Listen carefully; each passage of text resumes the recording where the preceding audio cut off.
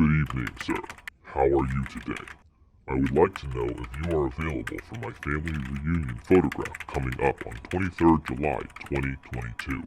Tom.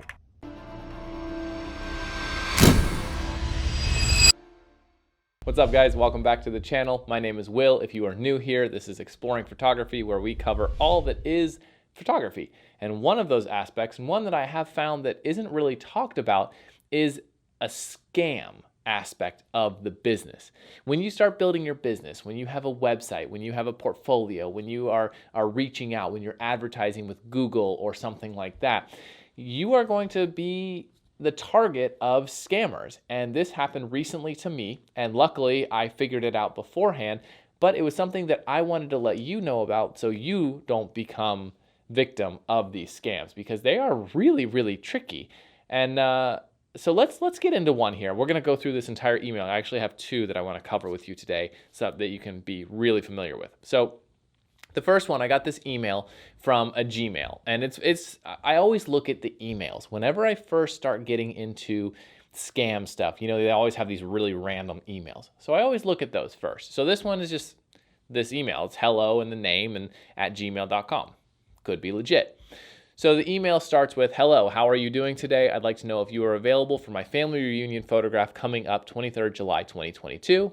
And then a follow-up email the next day, and then another email a couple of days later, because for some reason I didn't get these first two, and maybe that was my first key there. Anyways, I finally responded and I said, hey, sorry I haven't got back to you. I actually never received the first email. What do you need for your family reunion more specifically? You can call or text me at my number.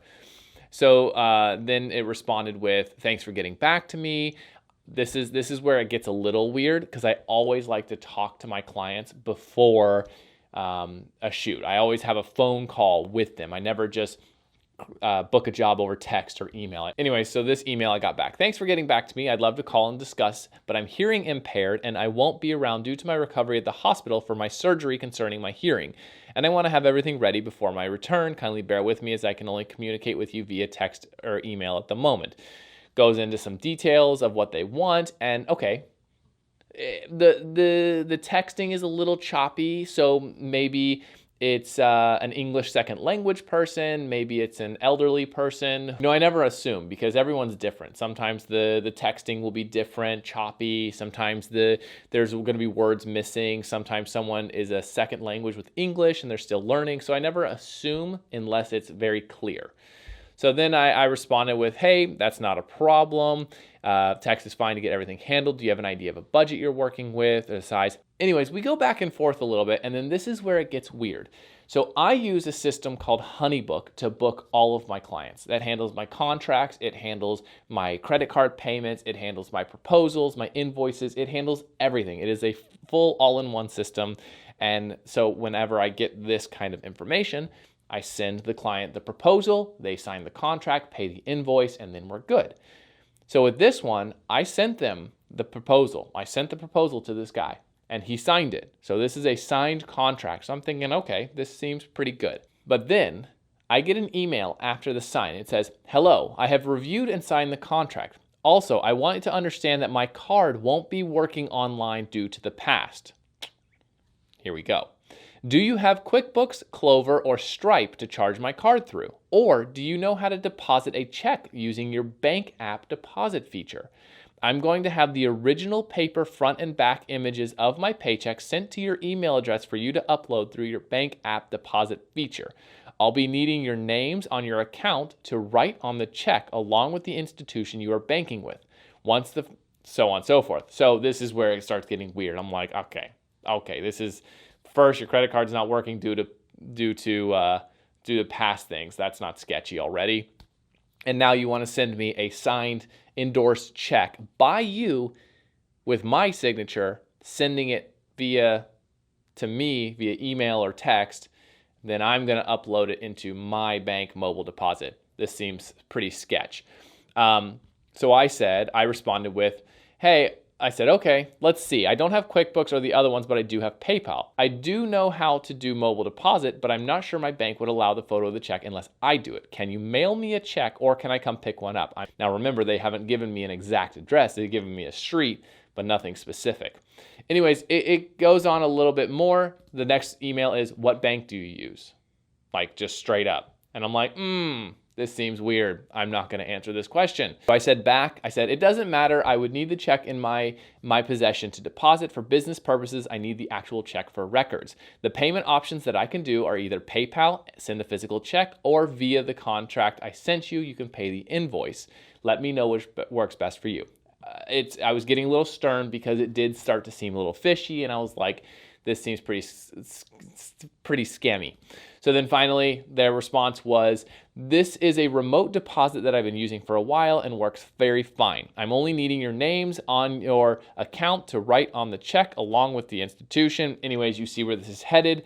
And I said, sorry, Tom, I'm not comfortable with doing that. If there's no way to do it through the methods I mentioned above, then I won't be able to accept your payment or do the job. Sorry for the inconvenience. Let me know how you would like to proceed. And that was it. I didn't hear from them after that. They just totally ghosted me. The thing is, it is okay to say no to jobs. And if something seems super sketch, then you can say no. Like, don't be so hungry for the job that it leads you into an awkward position. If something seems weird or you're getting weird vibes, simply just say no or turn it down. There's going to be more jobs.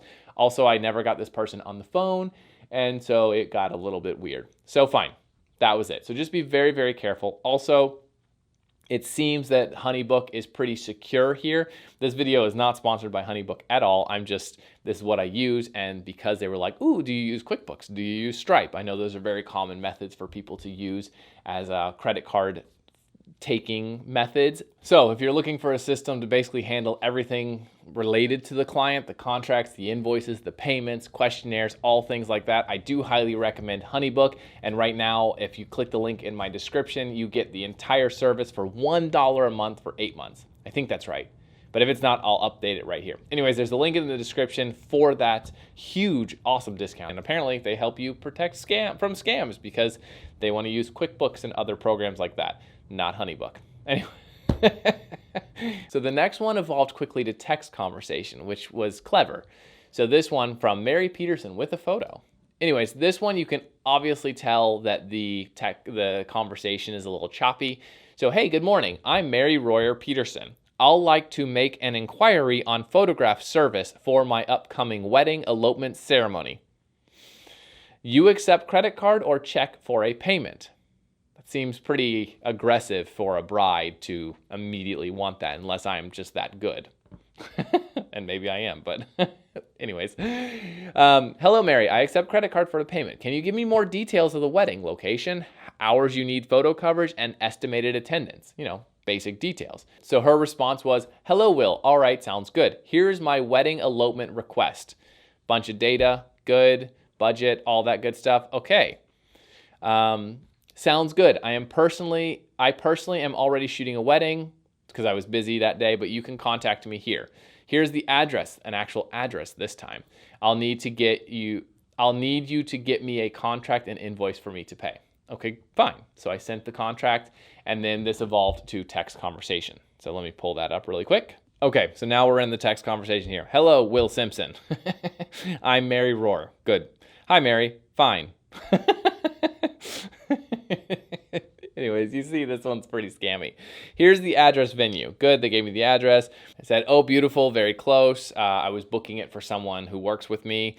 Yes, of course, blah, blah, blah. I'm driving. Okay, this is where I called them. They didn't answer, and it was a girl's message, but seems a little weird. I'm driving presently. We can easily schedule a time for a call. Sure, good time for you to call?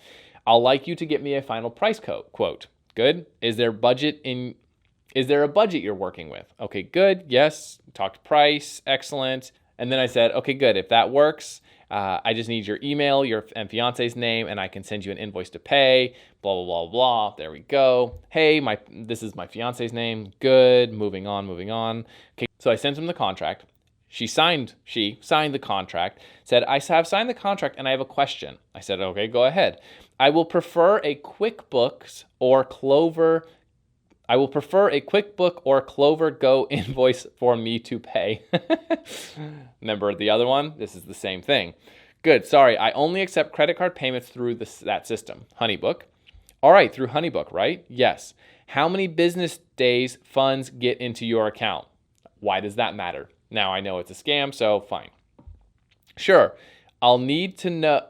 Sure, I'll need to know so I can follow up the payment once I process the payment, and I don't want a situation whereby the funds will be on hold and non-refundable. Okay, good. Because the wedding is so close and we will block out that date for you, it will be non-refundable.